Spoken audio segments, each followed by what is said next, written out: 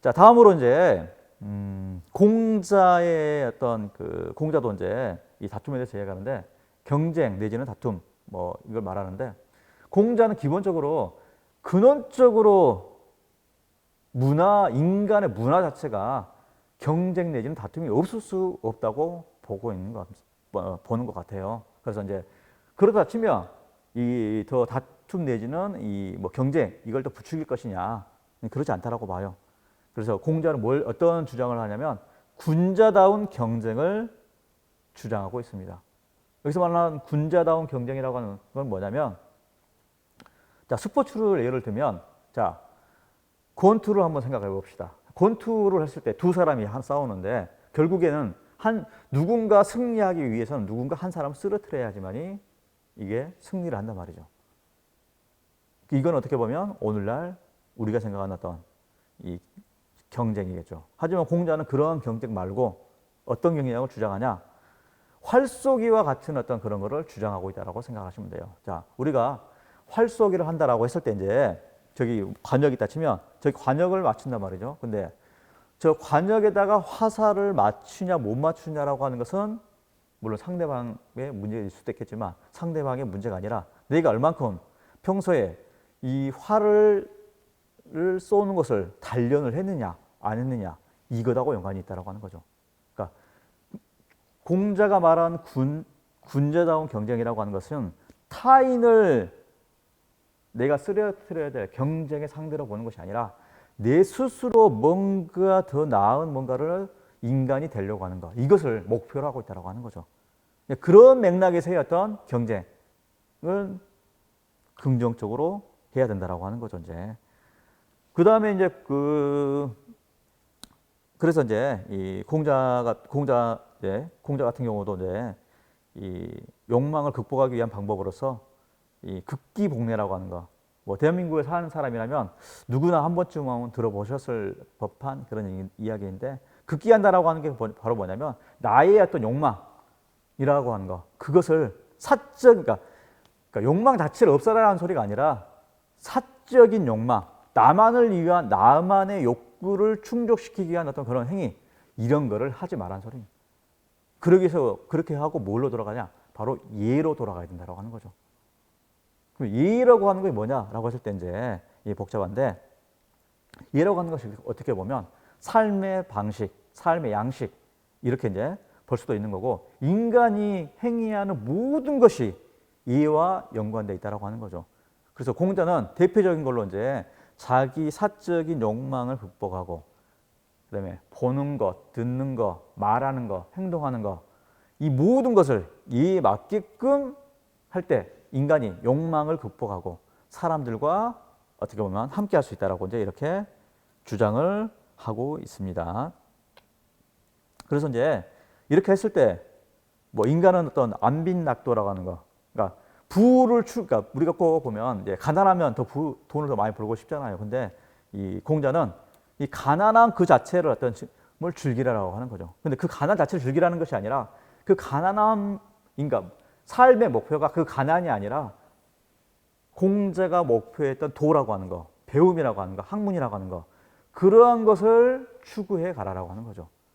물론 가난을 살아가는 건 이야기가 아니라 그런 것들을 추구해 가다 보면 가난할 수도 있겠죠. 아니면 또 부자일 수도 있는 거고.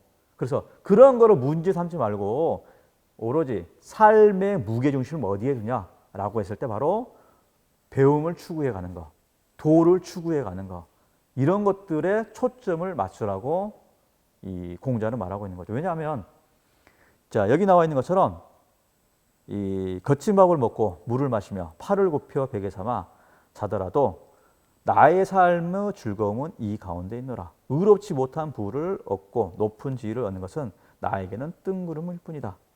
그러겠죠. 그뿐만 아니라 이 부와 기라고 하는 거, 부귀라고 하는 거 어떻게 보면 인간사의 대부분의 사람들이 추구하는 바가 바로 어떻게 보면 이 부귀일 거예요. 잘 사는 거, 높은 자리에 올라가는 거, 뭐 이거 싫어하는 사람은 없을 거예요. 하지만 그 부와 기라고 하는 문제는 결국에 내 의지대로 안 된다고 하는 거예요. 왜냐? 환경적이고 사회적인 요소가 너무나도 많이 작용하기 때문에 나의 의지대로 될 수 없다고 하는 거죠. 하지만 인간이 자기 의지대로 할 수 있는 거는 있죠. 그건 바로 뭐냐면 배움의 길을 나아가는 거겠죠. 자기가 추구하는 도를 향해 나아가는 거겠죠.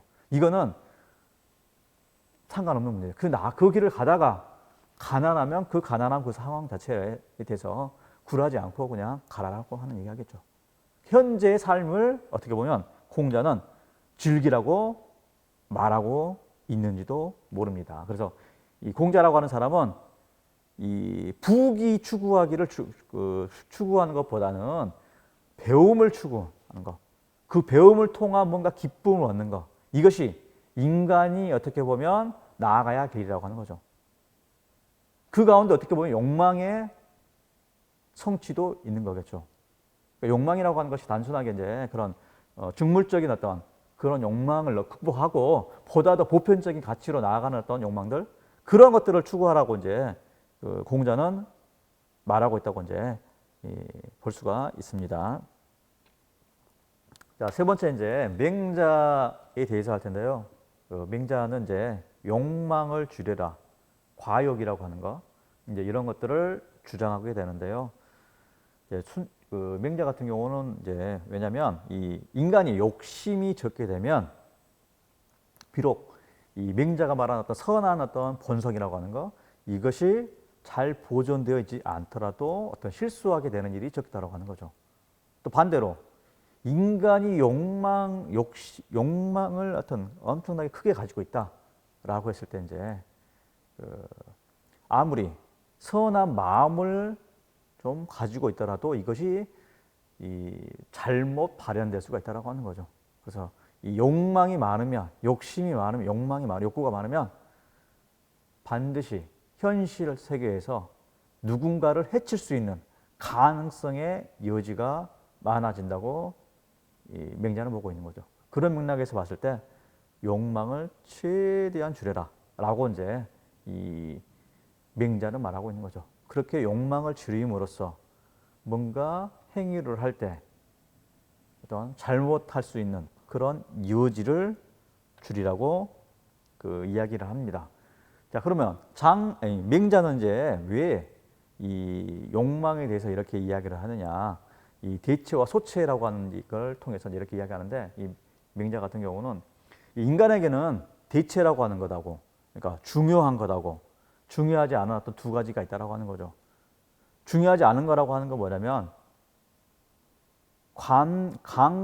감각기관이 일으키는 그런 욕구들.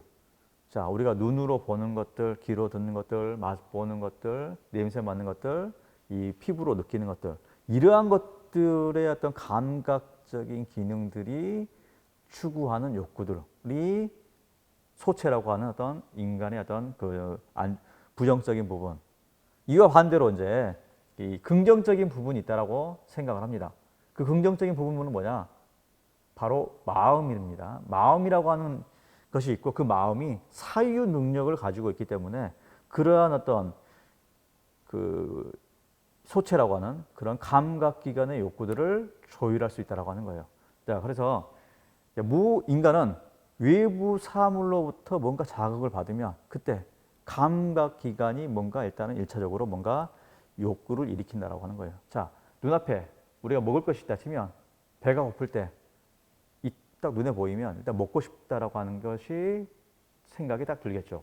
그건 뭐냐면 일차적으로 감각기관에 의존한 어떤 그러니까 감각기관에 의해서 욕구가 발생한 거겠죠. 자, 그러면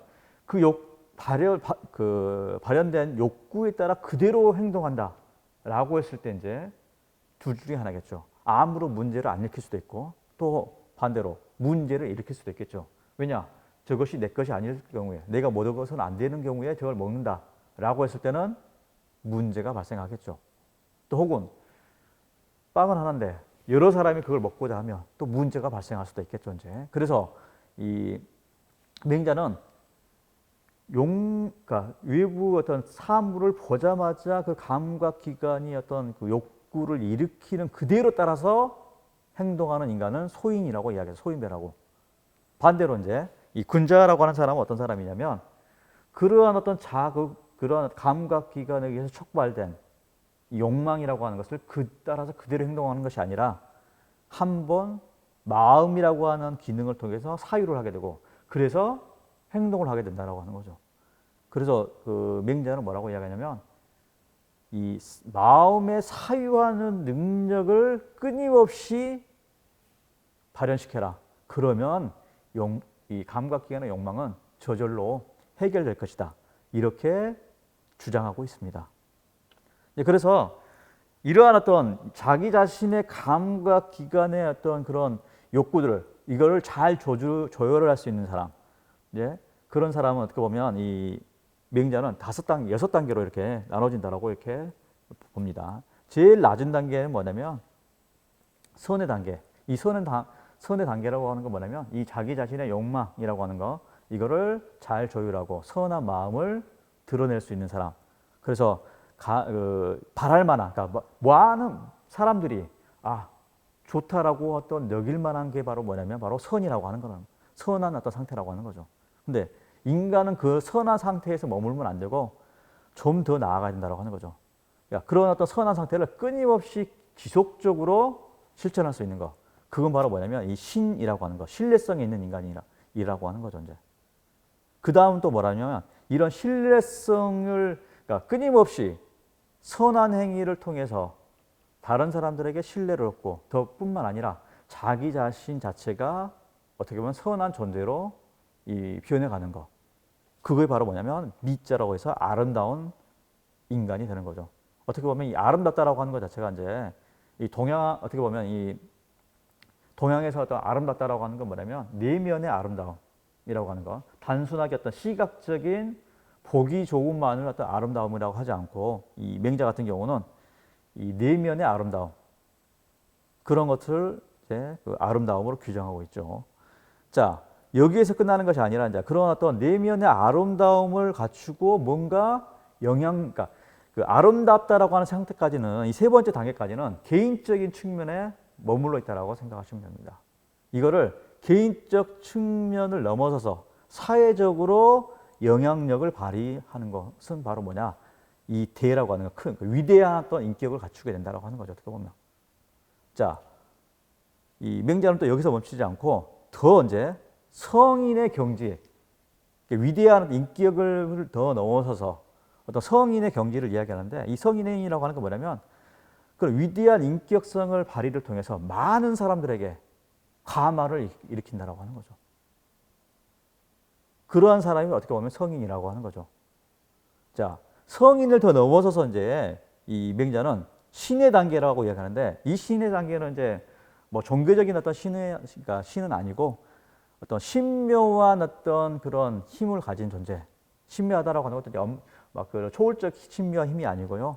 어떤 그 우리가 그 인격 사람이 그렇잖아요. 너무 빤한 인간보다는 이제 뭔가 위대한 인격성을 가진 사람들을 봐보면 우리가 쉽게 파악하기 힘든 그러한 어떤 이 정신세계라든지 덕이라든지 그런 것들을 가지고 있잖아요. 그런 맥락에 봤을 때 이제 이 어떻게 보면 신인이라고 하는 거.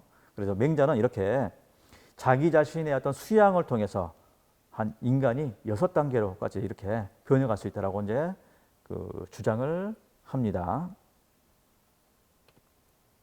자, 네 번째는 이제 순자인데 순자는 처음부터 끝까지 배움에 대해서 이야기합니다. 순자 제일 첫 부분에 나오는 구절이 뭐냐? 군자는 배움을 그만둘 수가 없다 이렇게 주장합니다. 결국에 뭐냐면 인간이라는 존재는 결국 태어나서 죽을 때까지 끊임없이 뭔가 배움의 과정을 걸어야 된다고 하는 거예요. 그랬을 때 어떻게 보면 이 악한 본성이라고 하는 거 혹은 인간의 어떤 욕구라고 하는 거, 욕망이라고 하는 거 이러한 것들을 잘 맞게 변화시킬 수 있다라고 하는 거죠. 자, 그러면 이제 순자는 무엇을 통해서 배우라고 주장하게 되냐면 바로 스승과 법도라고 하는 것을 통해서 배우라고 이야기해요. 그러니까 혼자서 그냥 자기 맛대로 하는 것이 아니라 뭔가 배움의 길을 나보다 더 먼저 갔던 사람 그런 스승이라고 하는 어떤 그 누구로부터 배워야 된다라고 하는 거죠. 자, 우리가 뭐 서예를 뭐 어떤 걸 배울 때도 마찬가지잖아요. 자, 그 소해를 배운다 칩시다. 혼자서 하려 치면 이게 수십 년이 걸릴지도 모르겠죠. 하지만 숙련된 어떤 스승으로부터 배우게 되면 훨씬 짧은 시간에 그리고 훨씬 더 정확하게 배울 수가 있겠죠. 그것처럼 우리가 뭔가 배움의 길을 갈 때 이 스승이라고 하는 존재, 또 그러니까 이왕이면 최고의 스승을 만나는 게 좋겠죠. 어설픈 어떤 스승보다는 보다 더 훨씬 더 잘하는 스승. 그러니까 아마추어적인 어떤 그런 어떤 스승보다는 프로급의 어떤 그런 스승이 훨씬 더 어떻게 보면 또 좋은 가르침을 주겠죠. 왜냐, 훨씬 더 많은 걸 공부했기 때문이겠죠. 이제.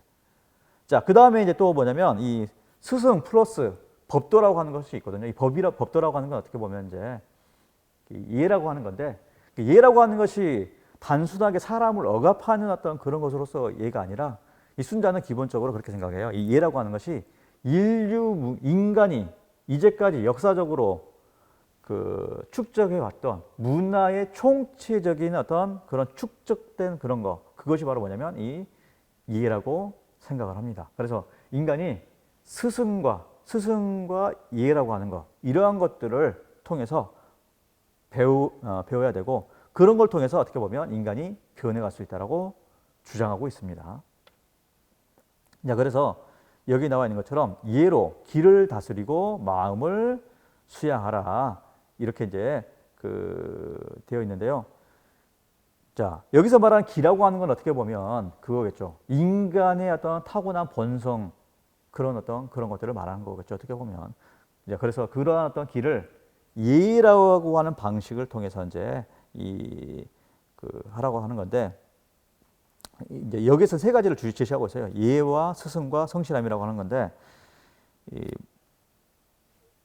먼저 이제 예라고 하는 거는 이제 중용적인 어떤 거는데, 뒷부분 가서 먼저 보고 다시 앞으로 오도록 하겠습니다.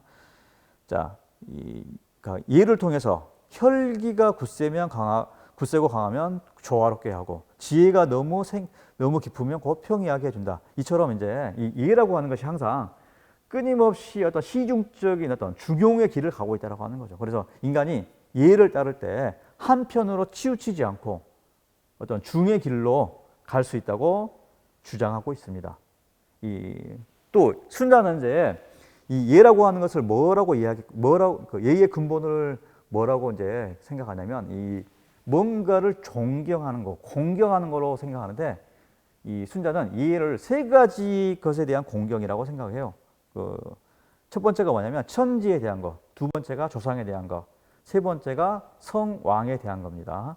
그래서 이제 천지에 대한 하늘과 땅에 대해서 공경하는 것이 예다라고 했을 때 이제 되게 막연한데, 왜 그러면 순자는 이 천지에 대해서, 하늘과 땅에 대해서 공경해야 된다라고 말을 하냐면, 그러니까 하늘과 땅이라고 하는 것이 인간이 어떤 삶의 터전으로서 살아갈 수 있게끔 하는 게 바로 뭐냐면 하늘과 땅이겠죠.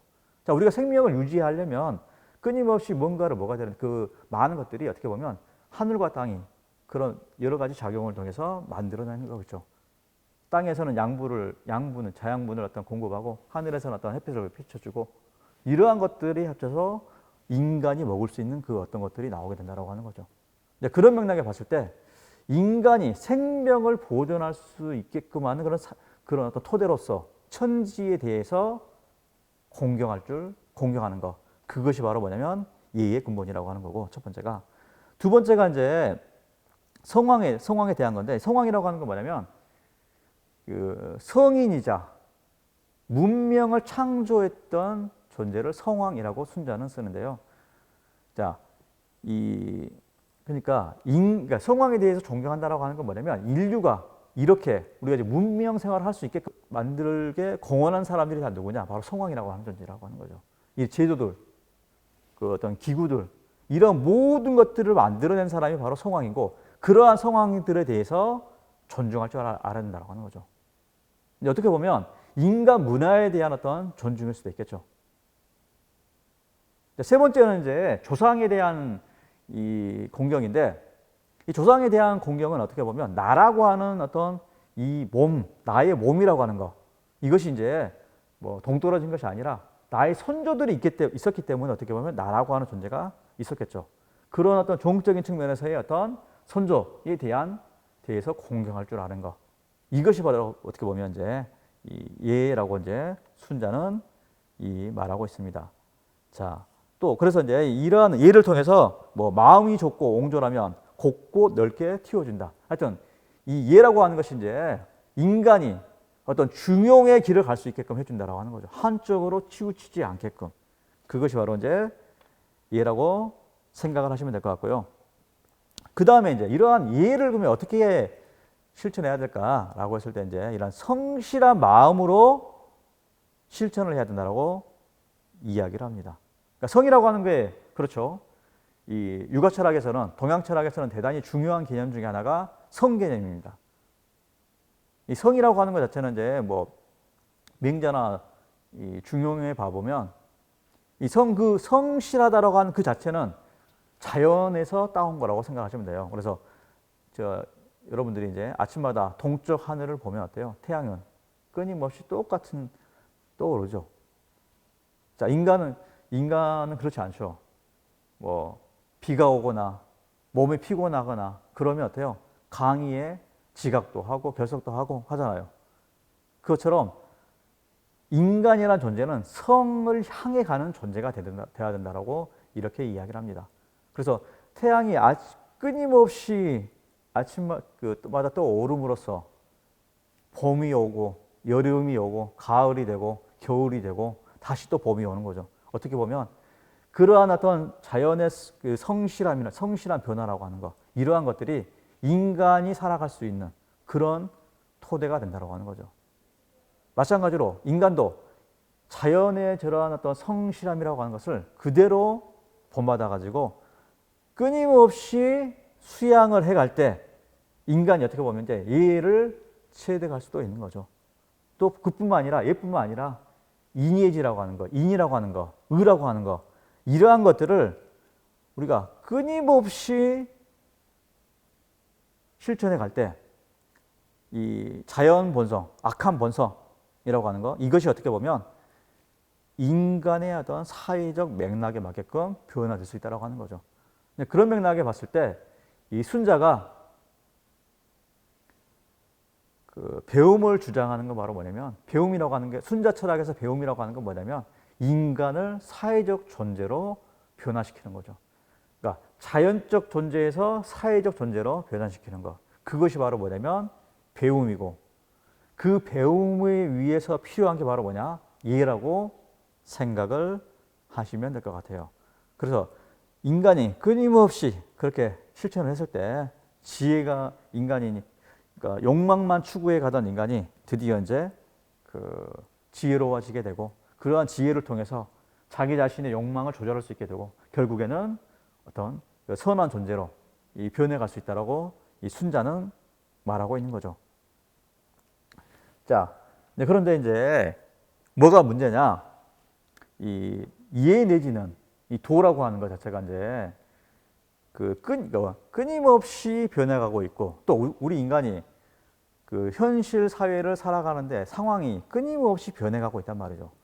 그러면 예는 정해져 있고 그 현실은 사회는 끊임없이 변하고 있단 말이죠. 그러한 변화하는 어떤 사회에 인간이 이제 과연 어떻게 잘 적용할 수 있을까라고 했을 때 순자는 끝으로 이제 마음의 허일정이라고 하는 이 세 가지를 말합니다.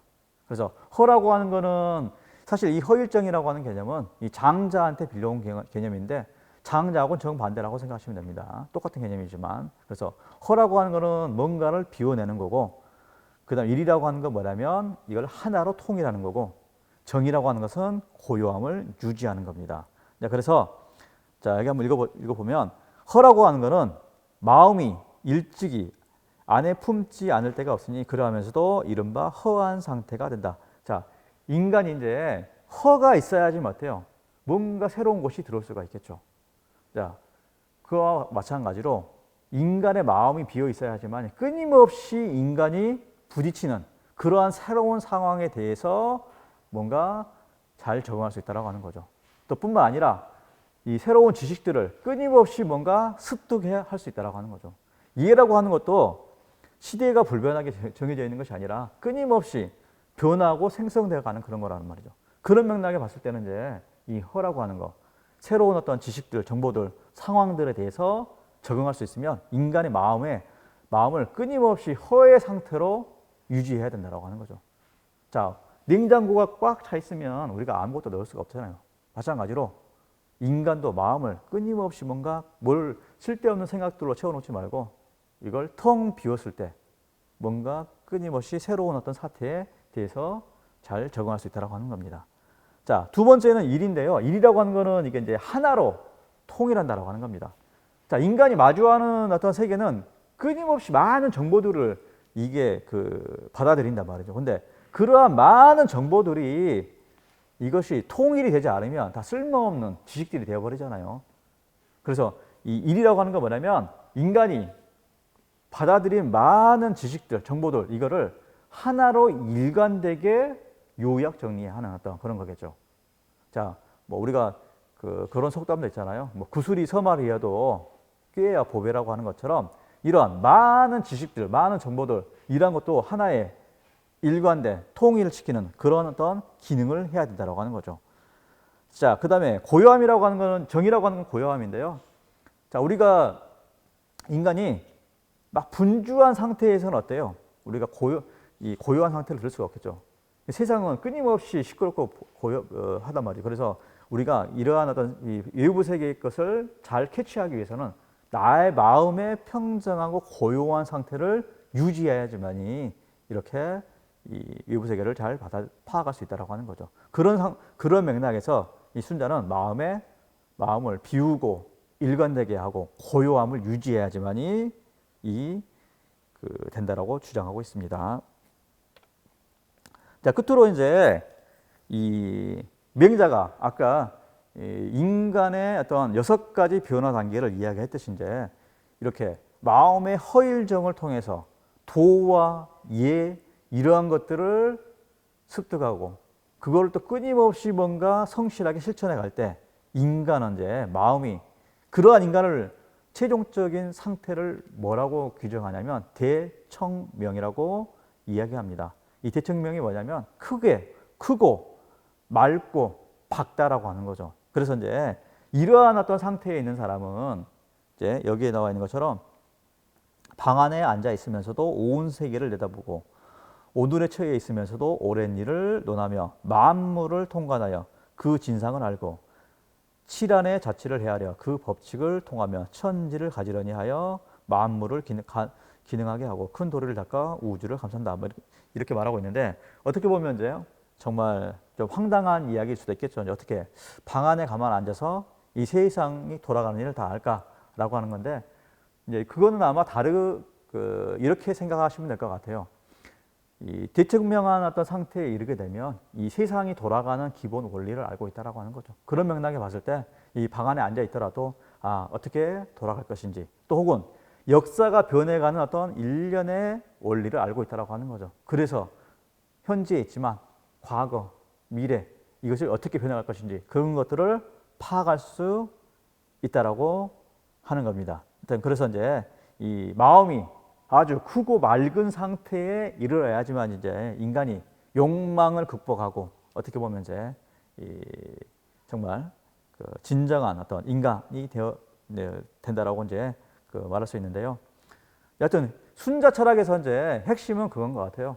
인간은 어떤 본성은 어떤 욕구를 끊임없이 추구해가는 존재고 그러한 어떤 욕망에 대한 추구 때문에 다투게 되고 그러한 다툼 때문에 사회적으로 혼란이 일어나게 된다고 하는 거죠. 그러면 그거를 해결할 방법이 뭐냐? 바로 배움이라고 하는 거고 그러면 그 배움을 무엇을 배우는 거냐라고 했을 때 바로 예를 배우라고 하는 거죠. 그리고 그 예를 통해서 어떤 도라고 하는 거, 사회적인 어떤 그런 문화적인 어떤 행동 양식이라든지 그러한 것들을 흡수하고 그러한 것들을 끊임없이 실천할 때 인간이 이제 어떻게 보면 사회적인 어떤 존재로서 거듭나게 된다라고 하는 거죠. 그러니까 자연적 존재라고 했을 때는 자기 자신의 욕망만 추구해 갈 줄 아는 그런 존재에서 사회적 존재, 어떻게 보면 나의 욕망을 넘어서서 타인의 어떤 욕망들 혹은 타인과 함께 공존할 수 있는 그런 것들, 그러한 것들을 배울 수 있는, 그러한 것들을 실천할 수 있는 그런 존재가 된다고 순자는 말하고 있습니다. 자, 이상으로 오늘 욕망과 어떤 절제라고 하는 걸 주제로 이제 살펴보았습니다. 이상으로 강의를 마치도록 하겠습니다.